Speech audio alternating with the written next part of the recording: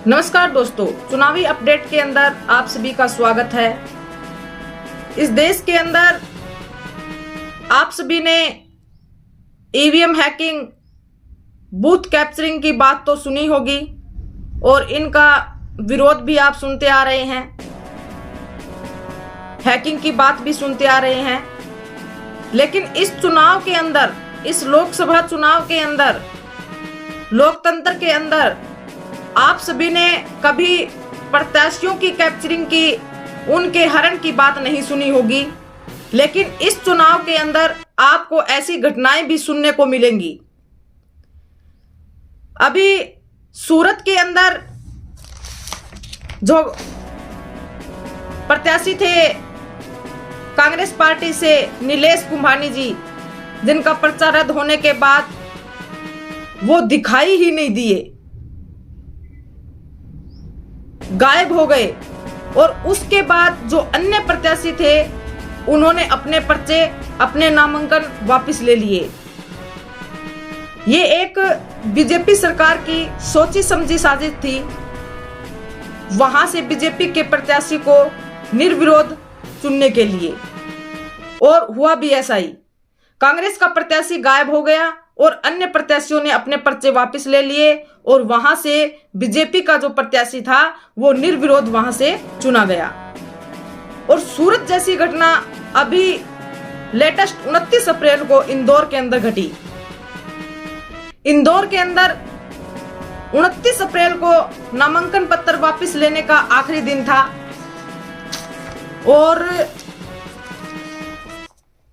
वहां पर कांग्रेस जो पार्टी थी उन्होंने अपना उम्मीदवार अक्षय कांति बम को उतारा था और 29 अप्रैल को नामांकन पत्र वापस लेने का आखिरी दिन था। लेकिन 29 अप्रैल के अंदर जो अक्षय कांति बम है उन्होंने अपना नामांकन पत्र वापस ले लिया। 29 अप्रैल को कांग्रेस पार्टी से उम्मीदवार थे, सपा और आप पार्टी ने वहां पर अपने प्रत्याशी नहीं उतारे थे क्योंकि इंडिया गठबंधन के साथ में थे, और कुछ अन्य प्रत्याशियों ने भी अपने नामांकन पत्र वापस ले लिए।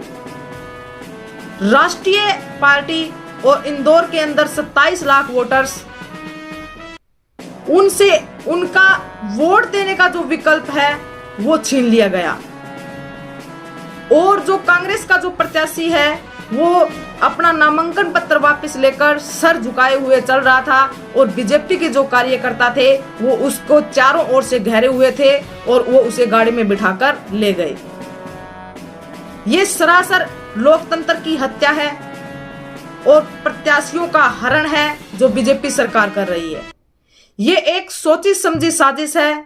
सूरत की तर्ज पर इंदौर की सीट भी बीजेपी के प्रत्याशी को जिताने के लिए, क्योंकि वहां पर अन्य कोई राष्ट्रीय पार्टी वहां पर नहीं बची। कांग्रेस जो पार्टी थी वो सेकंड विकल्प था बीजेपी सरकार के खिलाफ, और वहां के जो वोटर्स थे, जो 27 लाख वोटर्स थे, उनसे उनका वोट का अधिकार छीन लिया गया। लोकतंत्र की हत्या कर दी गई। जो अक्षय कांति थे, बम थे, वो कांग्रेस से प्रत्याशी थे और उनके ऊपर हत्या के प्रयास का केस चल रहा था। 17 साल पुराना केस था उनके ऊपर, और 4 दिन पहले उस केस के अंदर 307 धारा जोड़ दी गई। अक्षय कांति बम के अंदर इस चीज का भय था कि अगर ऐसा नहीं किया तो ऐसा हो सकता है, और क्या पता उनको डराया गया हो, धमकाया गया हो, और किस तरह का भय उनको दिखाया गया हो कि उन्हें लास्ट टाइम में आकर इस तरह का डिसीजन लेना पड़ा।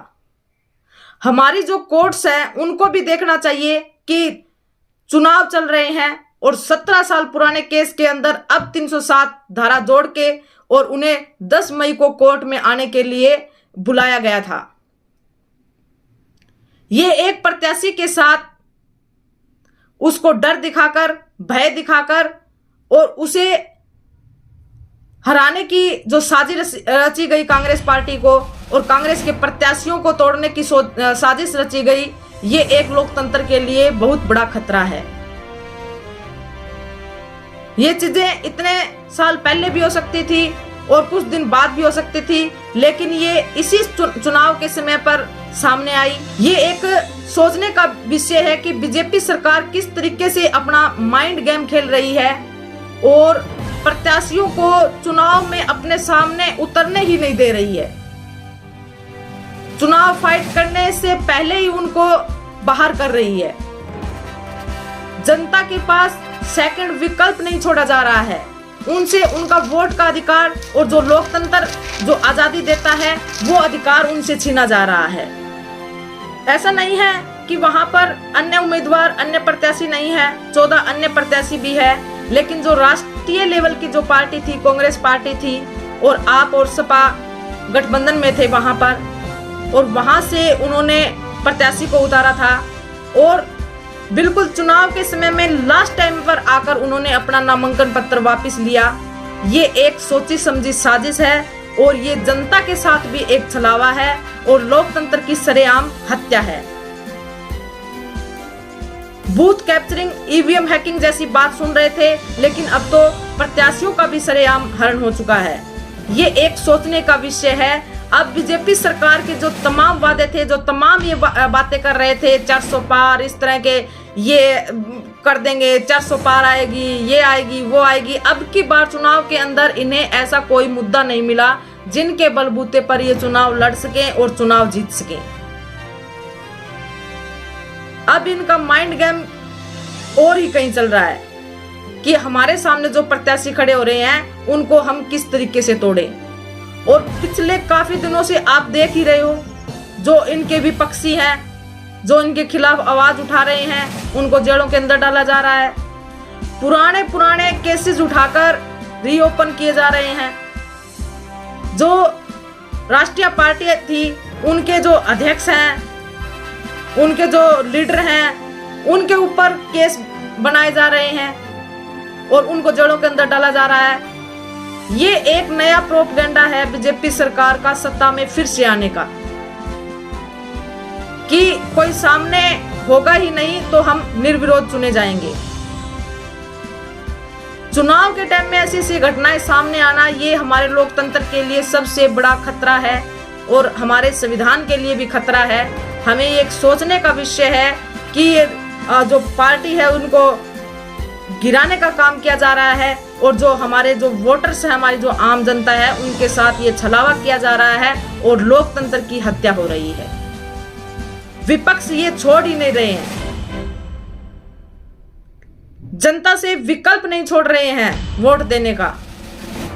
ना विकल्प बचेगा जनता के पास, ना विपक्ष बचेगा इनके साथ लड़ने के लिए। ऐसी तर्ज पर ये काम कर रहे हैं। तो ये आम जनता को सोचने का विषय है। धर्म पर न जाकर, जात पर न जाकर आप अपनी सोच से काम कीजिए और ऐसे ऐसे इनकी जो घटनाएं हैं उनका खुलकर विरोध कीजिए, क्योंकि ये आम जनता से जो वोट का जो अधिकार है वो छीना जा रहा है। अगर कोई प्रत्याशी ही नहीं होगा तो वो निर्विरोध चुने जाएंगे, फिर लोकतंत्र कैसा? फिर लोगों के पास ऑप्शन ही क्या, विकल्प ही का। सोचने का विषय है। आप इसे सोचिए और इस बीजेपी सरकार को सत्ता से बाहर कीजिए। काफी सालों से ये बीजेपी सरकार योजनाओं से आम जनता का शोषण कर रही है, आम जनता को गुमराह कर रही है। ऐसी सरकार को बाहर कीजिए और जो शांति प्रिय जो सरकार हो, देश में शांति बनाए रखे, जो संविधान को के अनुसार चलाए, सभी लोगों को एक साथ लेकर चले, ऐसी सरकार को हमें बनाना है और सोच समझकर हमें वोट करना है। और इस बीजेपी सरकार के जो मंसूबे हैं उनको दरकिनार करना है, उनको तोड़ना है और इसे बाहर करना है सत्ता से। इसी के साथ आप सभी को फिर से धन्यवाद।